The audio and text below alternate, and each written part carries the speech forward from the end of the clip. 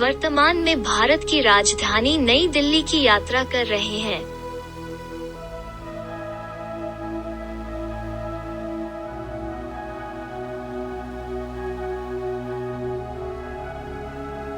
यह सड़क राष्ट्रपति भवन की ओर जाती है। यह राष्ट्रपति भवन वो महल है जिसे आप देखते हैं। यहाँ कोई सुरक्षा नहीं है और कोई सार्वजनिक पहुँच नहीं है।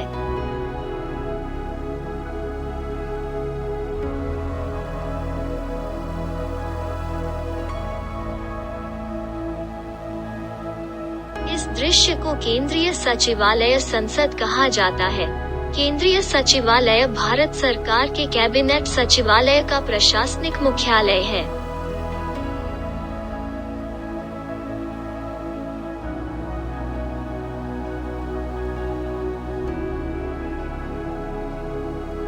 लाल किला पुरानी दिल्ली या शाहजहानाबाद शहर का केंद्र है। किले और शहर के पूर्व में यमुना नदी है। किले के दो मुख्य प्रवेश द्वार हैं। पश्चिम में लाहौर गेट और दक्षिण में दिल्ली गेट। शहर की दीवारों के वे फाटक जो इन फाटकों से निकलते हैं, उनके एक ही नाम है। किले में एक द्वार भी है जिसे राजघाट द्वार कहा जाता है, जो यमुना की ओर जाता है।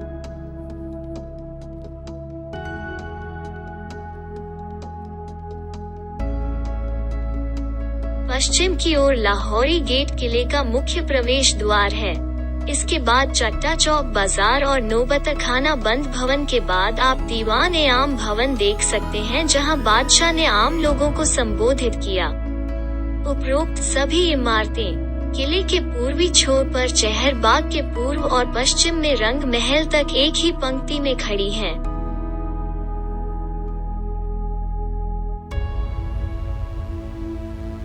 मुगल काल के किले के मुख्य महल दक्षिण में एक ही पंक्ति में नदी के किनारे रंग महल के साथ एक प्राचीर के साथ स्थित हैं। शाहबुर्ज, हीरा महल, हम्माम, दीवान खास और खास महल रंग महल और मुमताज महल के उत्तर की ओर और रंग महल के दक्षिण की ओर की इमारतें हैं। रंग महल और मुमताज महल के बीच छोटी बेथक नाम की एक इमारत भी थी, लेकिन अब वो नहीं है।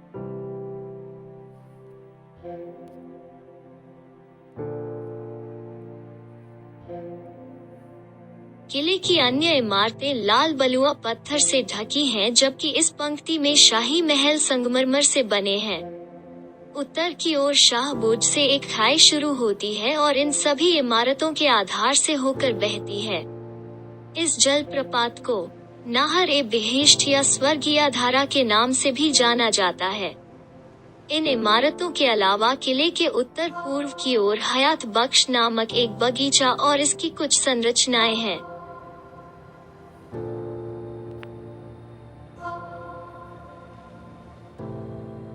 पश्चिम की ओर लाहौरी गेट किले का प्रवेश द्वार है। नाम लाहौर का सामना करने से आता है। लाल बलुआ पत्थर की परतों से सजे लाहौरी गेट के दोनों ओर आंशिक अष्टकोणीय मीनारें हैं।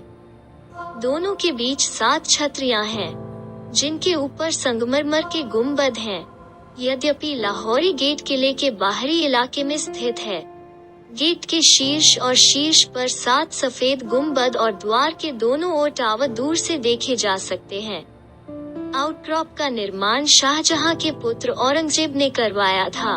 5 लाहौरी गेट के सामने साइड का प्रवेश द्वार इस निकास के बाईं ओर के गेट के माध्यम से है। लाहौरी गेट चट्टा चौक की ओर जाता है।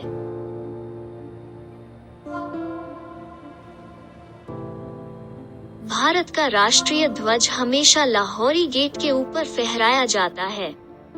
भारत के प्रधानमंत्री लाहौरी गेट की तीसरी मंजिल से अपना स्वतंत्रता दिवस भाषण देंगे।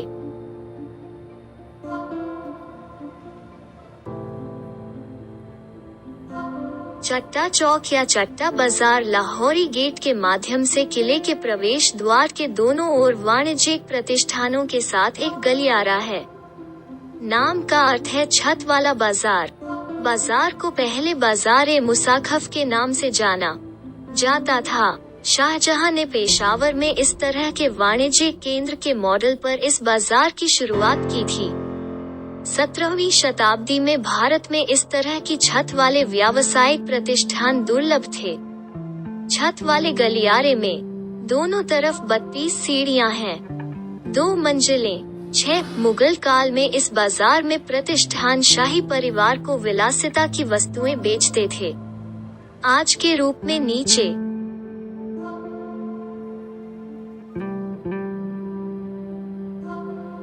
नौबतखाना मुगल महलों के द्वार पर पाए जाने वाले ऑर्केस्ट्रा का केंद्र है।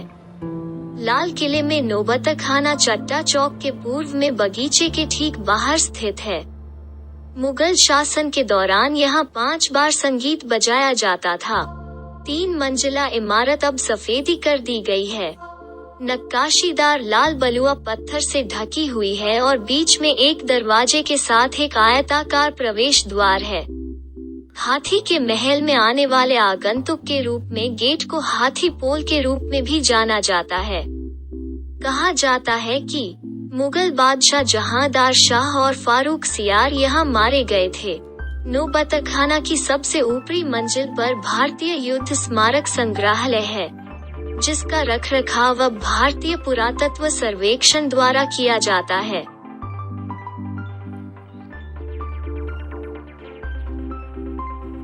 दीवान-ए-आम एक विशाल हॉल है जिसमें सम्राट मुगल महलों में आम लोगों के साथ बातचीत करता है।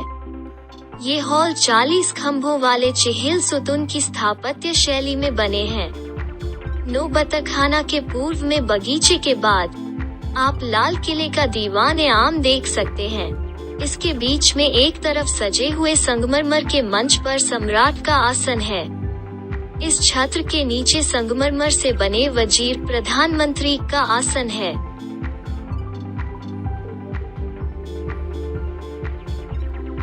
दीवान-ए-आम के पूर्व में एक चाहर बाग है, जिसके पूर्व में पूर्वी छोर पर नदी के समानांतर दक्षिण उत्तर पूर्व में शाही महलों की एक पंक्ति है।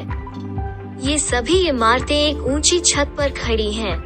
सबसे उत्तरी इमारत शाह बुर्ज से सबसे दक्षिणी इमारत मुमताज महल तक एक नहर है जो सभी इमारतों के आधार से होकर गुजरती है। नहर-ए-बेहिश्त या स्वर्ग या धारा के नाम से जानी जाने वाली इस नहर का निर्माण अली मर्दन खान ने करवाया था। 10 इस नहर का मुख्य उद्देश्य इमारतों में तापमान को नियंत्रित करना था। साथ ही इस नहर से बगीचों का पानी डाइवर्ट किया गया। इस नहर के लिए पानी यमुना नदी से उत्तरी छोर पर शाह बुर्जल के माध्यम से निकाला जाता था।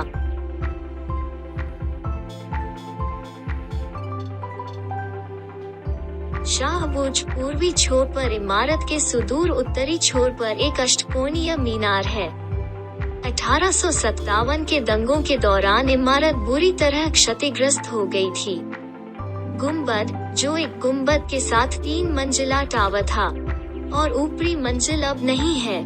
किले की सिंचाई व्यवस्था का स्रोत इस भवन से नहर-ए-बेहिश्त को पानी की आपूर्ति थी। शाहजहां के शासनकाल के दौरान इमारत का उपयोग गुप्त बैठकों के लिए किया जाता था। इसका उपयोग महत्वपूर्ण राजकुमारों के निवास के रूप में भी किया जाता था। ये 19वीं सदी के क्राउन प्रिंस मिर्जा फखर द्वारा बसा हुआ था। 11 शाह बुर्ज से सटे बुर्ज-ए-शामली नामक संगमरमर का मंडप है, जहां से नहर-ए-बेहिश्त जलमार्ग शुरू होता है। माना जाता है कि हॉल औरंगजेब के शासनकाल के दौरान बनाया गया था। किले के दक्षिण पूर्व कोने में शाह बुर्ज के समान एक संरचना है। इसे आजाद बुर्ज के नाम से भी जाना जाता है। 10-12 किले में आने वाले पर्यटकों को फिलहाल आजाद बुर्ज देखने की इजाजत नहीं है।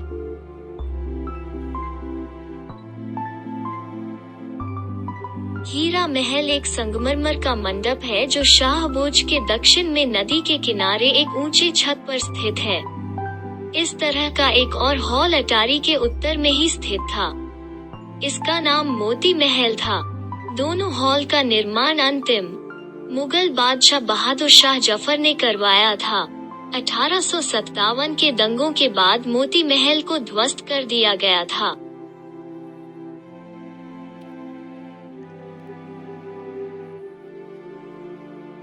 मोती मस्जिद हम्माम के ठीक पश्चिम में किले के पूर्वी किनारे पर स्थित एक छोटी मस्जिद है। मस्जिद को औरंगजेब ने निजी इस्तेमाल के लिए बनवाया था। मस्जिद का इस्तेमाल शाही परिवार की महिलाओं द्वारा भी किया जाता था।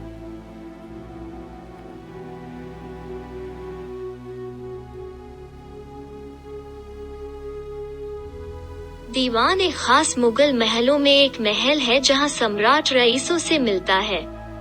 लाल किले का दीवान-ए-खास हम्माम के दक्षिण में पूर्वी छोर पर एक ऊंचे पठार पर स्थित है।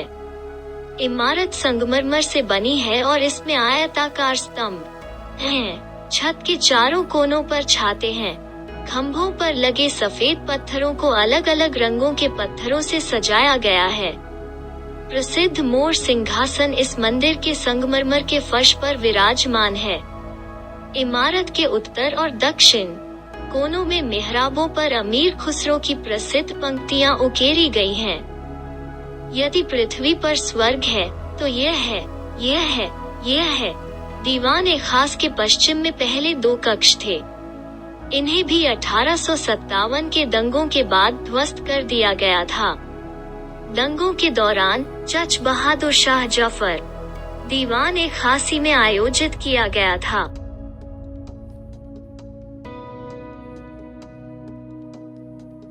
खास महल मुगल महलों में सम्राट का निजी कमरा है। लाल किले में खास महल दीवान-ए-खास के दक्षिण में एक ऊंचे पठार पर स्थित है। इसके 3 भाग होते हैं। दीवान-ए-खास के सामने वाले 3 कमरों को तस्बीह खाना के नाम से जाना जाता है। इन कमरों का उपयोग सम्राट निजी पूजा के लिए करते थे। इसके पीछे 3 कमरे ख्वाबगाह या शयन कक्ष हैं। इसके दक्षिण में दीवारों और छत पर पेंटिंग के साथ एक लंबा हॉल है। यह बैठक कक्ष है जिसे तोश खाना या बैठक के नाम से जाना जाता है। इस हॉल के उत्तर की ओर नाहर-ए-बहिश्त के ऊपर एक संगमरमर की खिड़की है जिस पर न्याय का प्रतीक त्रास का चित्र उकेरा गया है।